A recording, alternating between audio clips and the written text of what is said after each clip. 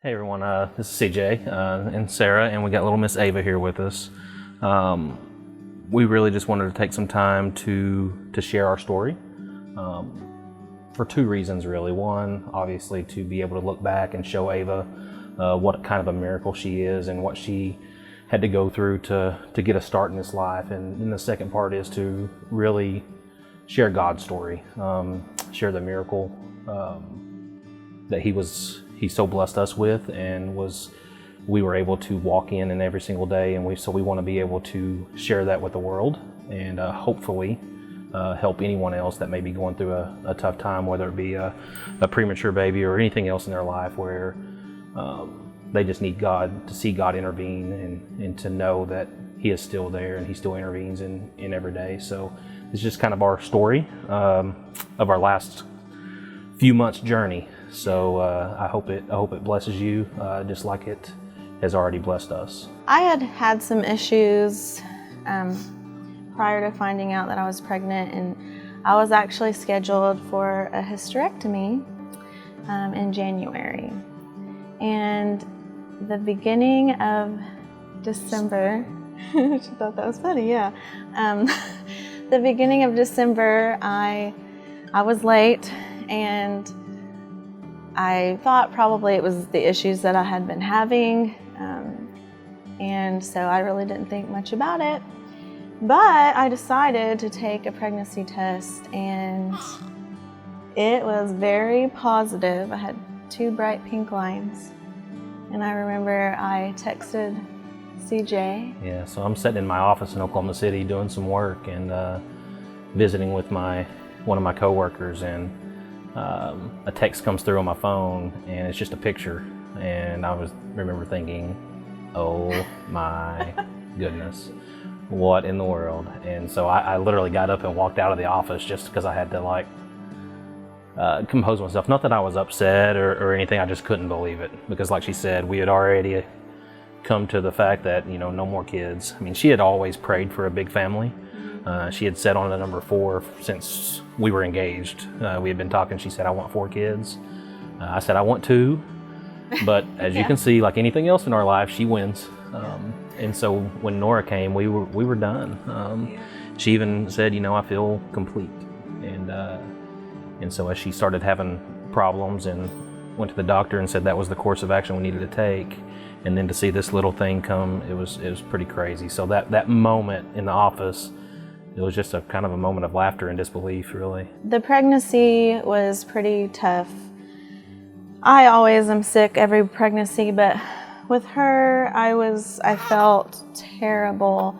I was on Zofran. I really couldn't function for the very first part of the pregnancy. Yeah, it was not only seemed a little bit more difficult because all of the kids were older, which a little bit made it easier because we had Julia and Olivia who really stepped up and had to grow up a lot in those first couple of months. But I was driving back and forth to Oklahoma City every single day, so it was really tough to be able to focus where I felt like I needed to focus and where I wanted to focus. So my want was I needed to focus on my family, but obviously I have a job to do, so I had to put that behind me and continue to work, and so it was really tough. Around week 7, I remember I got up and I was going to the restroom, and I sat up and I felt a gush, and I looked and there was blood on the bed, so it was pretty significant, and I knew usually blood for me is never a good sign. I just thought I miscarried because I had a few miscarriages. And so I told CJ, of course, and we went to the hospital, and I was crying hysterically the entire time because I knew that I'd lost her. But they decided to do an ultrasound to check on things, and I could not see the screen the whole time. They wouldn't show me the screen. He was kind of looking, but they would never say if they saw a heartbeat, and I begged them, please just let me know that there's a heartbeat, and they would never say anything, just being somber, yeah. The doctor came in a little bit later, and he said, oh, by the way, your little one has a heartbeat, swimming all around in there. She's doing great, or the baby's doing great. We didn't know what she was at that time, and I knew then that she was a fighter at that point. We followed up with our doctor and found out that I had a subchorionic hemorrhage. So we were monitored about every week, every other week. We went to ultrasound, and finally, around week 12, they gave us the good news that it was gone, and we were so thankful. Week 15, we had an ultrasound, and that's when we found out that we were having a little girl. We have 4 girls now and just 1 boy. And just to let everybody know, he was going to move to Canada when he found out it was another little girl, but he is safely still here in Owasso, Oklahoma. So he did not move, but we started talking about names, and names for Sarah's always been a bigger deal for her than it is for me. If it sounds good, I'm good, but she's, the girls have to end in A. It can't be similar to one of our other kiddos. Kind of crazy, I know, but that's just kind of my wife. So Ava came along, and we didn't know why. I'm not into meanings of names or anything like that, other than if it has a family meaning. But as far as what does that name mean in a different language, it's never been something I've cared for or cared about. So at week 18, I started having some cramping and some spotting. And so I remember calling the doctor, and I thought maybe it was labor or something. I knew something wasn't right. And so I asked them, will you see me in labor and delivery, or will you have to see me in the ER? And they said, we'll see you up in labor and delivery. So I was like, thank you, because I didn't want to have to sit in the ER. When we got there, we did some testing, and we found out that it was just a UTI, and that can cause labor, but it wasn't true labor or anything like that. So we were thankful. They just gave me an antibiotic. Things were good. But after that experience, I decided to pray a prayer that I had never prayed with any of our children before, but I just say, God, please get me to viability. Please get me to 25 weeks. I knew that before that, they wouldn't even try to save her. But I knew there could be major problems even before 25 weeks. So that's the prayer I prayed every single day in the shower. I would pray that same prayer, Lord, just get me to viability. Because I had felt really awful this pregnancy. I usually enjoy, after you get past the sickness, I usually enjoy my pregnancy, but I was just in a lot of pain, a lot of pelvic pain, and I was very exhausted, just a lot. I just remember thinking, she's crazy. 25 weeks, there's no, God's got us this far. 25 weeks, no problem. We're going to go. I don't know why you're praying this. Because we never had any preemie babies. Never any preemie babies. So I had no worries in my, each situation I worried, but once we got the go ahead, we're clear. I was good. And so I thought, hey, we're going to go full term, have this baby in the end of July, 1st of August, and we'll be good to go.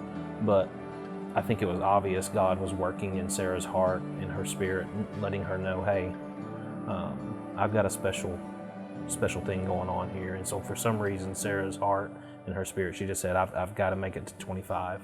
3 days before we went into the hospital, I had an energy that I had never had this entire pregnancy. I remember being outside with the kids and just playing with them, taking them to the park. We just did so many things together. I was really focused on them for the 3 days prior. And I know that was God just preparing me and them for a long road ahead of us, because I spent so much time with them. I had been leaking a fluid for probably about 5 days prior to this. And I just assumed it was just urine, because one of the reasons I was going to have a hysterectomy was because I had a prolapsed uterus.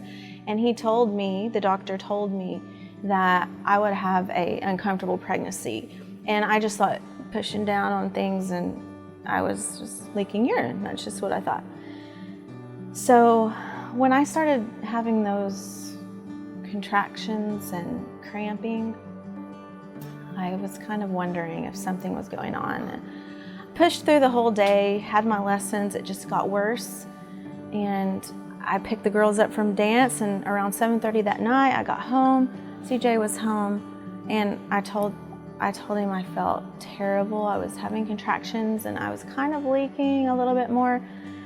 But I was like, oh, I'm sure it's still part of that. My original plan for the week was I was scheduled to be in Oklahoma City at 5 a.m. on Tuesday morning, so I was going to go down and stay with her brother, Ryan, and that was my plan. But this came up, and my boss told me, he said, well, just fly. And so I flew from Tulsa to Dallas that day I would have never thought about doing that. And then I just said, well, I'll fly back home and then I'll just get up really early in the morning, Tuesday morning, and go to the store. So that was never part of my intentions, but for some reason that day, that's how it worked out. And so that's why I was home even that Monday night. I shouldn't have been home. And so I just happened to be home. And I did try to talk her into going in at about 8-ish.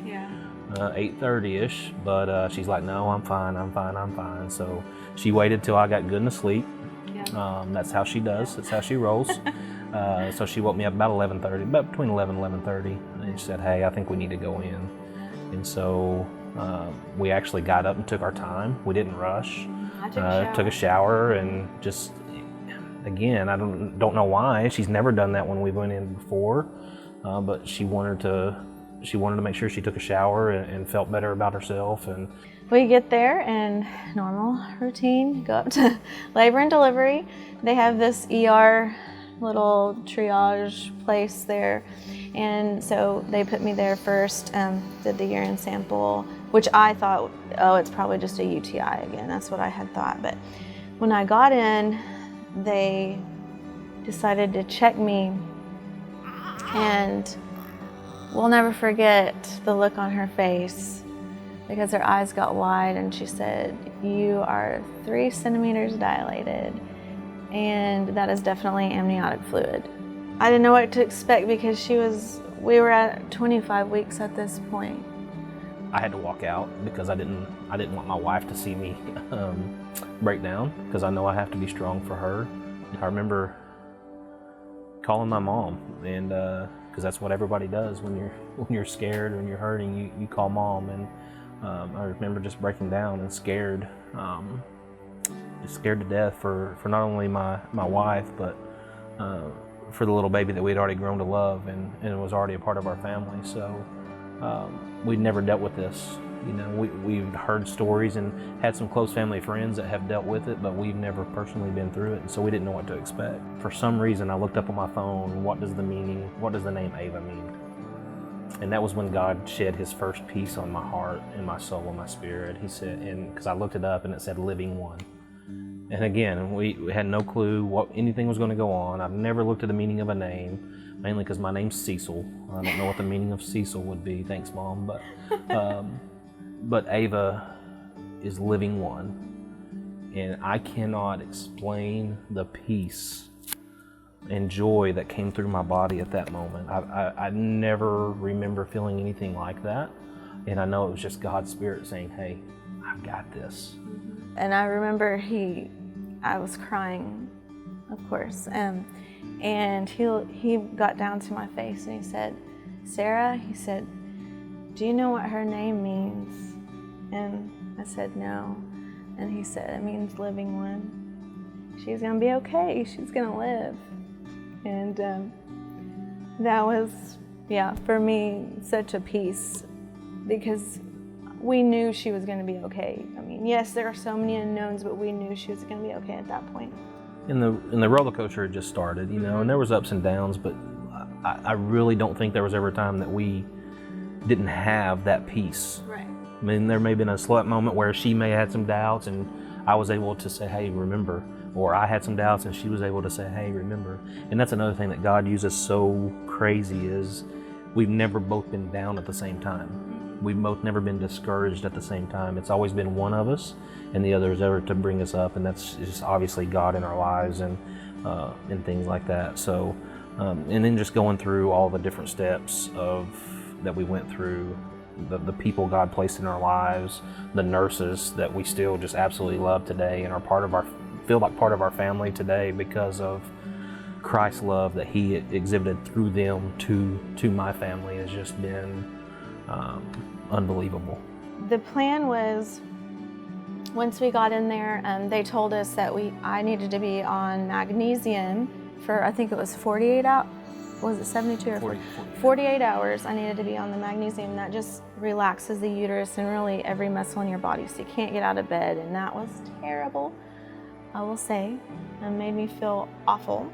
And then they wanted to get the steroid shots in her, or in me for her.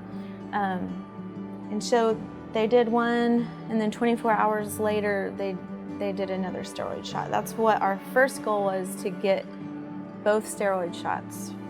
And then he was not gonna deliver if I wasn't in active labor. He was just gonna let me stay in hospital bed rest. Our goal was 34 weeks. That's what we. Yeah, the first goal was 34 weeks to try to get to her, and then, well, the first goal was actually 28. If we can get to 28 weeks, and then she was doing so good that our doctor and the specialist said, hey, we might get to 34. I mean, because how well she was doing. And so never forget that morning that her doctor came in and was like, hey, we're rocking and rolling, we're good, we're gonna ride this out as long as we can. He said, I'll be back. I've got to go do a C-section down the hallway. And he was gone literally 2.5, 3 minutes, and whoosh. Our water broke completely. We thought, oh, we're gonna go and have her delivered. But the plan was still the same. As long as I wasn't contracting or anything, so as long as I wasn't contracting, they were gonna ride this out to see how long we could take it. So we lasted about 3 more days. She had to have Mexican food. Yeah, had Mexican food that evening. And about 1 or so in the morning, I woke up with contractions, and they gave me a medication to stop contractions. Well, the contractions stopped for about an hour, and then they kind of picked up again, and the nurse was feeling on my stomach, and it kind of was a little painful. So whenever Dr. Williamson came in, he said it's time to go. Yeah, it's time to go. He said, we're not playing around anymore. Yeah, signs of infection. So they had told us earlier, trying to prepare us that we may not hear her cry. There may be some scary times in the OR when they're taking her. Right. Just trying to prepare our minds and our hearts for what we may see in there. So I remember they started getting everything ready, and it was just rush. I mean, it was just crazy. People not running around, but moving at high speeds to get everything ready. They put me in my little scrubs and set me down at the end of the hallway, and I just remember sitting there, the loneliest time in my life, and I just sat and prayed. And I remember hearing the doctors. It was her doctor and one other one, and they were just having a good old time telling jokes. Again, as I look back on it, I think it was God just showing, hey, I've got this. You're in great hands. They know what they're doing. They're experts. You're going to be good. And then all of a sudden, that second rush of peace and joy just overflowed us, because before they even got her out of Sarah, we heard her little cry. Just the littlest squeak you've ever heard. And it was just amazing. Again, just the peace that we were like, oh my goodness, she's going to be all right. And so our little girl came into the world at a mighty 2 pounds and 13 and a fourth inches. She was really tiny. I remember he took a picture of her, because they let him go back to take a picture, and he brought it to me.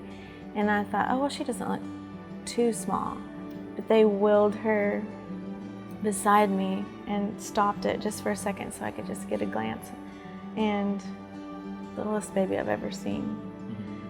Tiniest little thing, but she was so strong.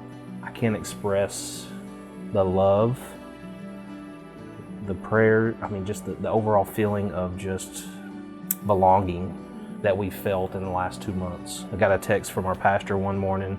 It was the first morning that she had had some issues. And I texted our pastor. It was a Sunday morning. I knew he was getting ready for preparing for church, but I texted him and said, hey, here's what's going on. And he was actually meeting with some of the elders in church. And he said, we're praying. One thing we didn't share earlier, through this whole thing is God showed us. I was actually on Google looking for different things around preemies, and a verse popped out to me. And she had actually found it a little bit earlier, I think, but Exodus 14:14, and that's what our shirts are. That's kind of our life verse right now. It says, the Lord will fight for you. You need only to be still. And, He was think, fighting for us the entire journey. When you read that or you see that, you think that you just have to sit and be still and let God, but he just said, hey, give me your heart.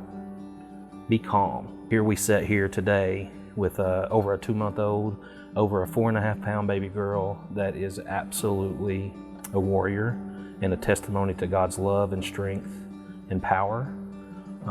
True miracle. A true miracle. We'd just like to thank everyone for your prayers and your support, for all the meals that have been brought to the house, for everybody who bought a t-shirt from us to help support our family in this entire time. You'll never know how much you mean to me and our family. You've allowed us to spend a lot of time here with our baby girl, and that means the world to us. And continue to follow her on Ava Warrior Princess, because I'd love for you guys to get to see her grow and hopefully get to meet everybody who's following her. So, thank you.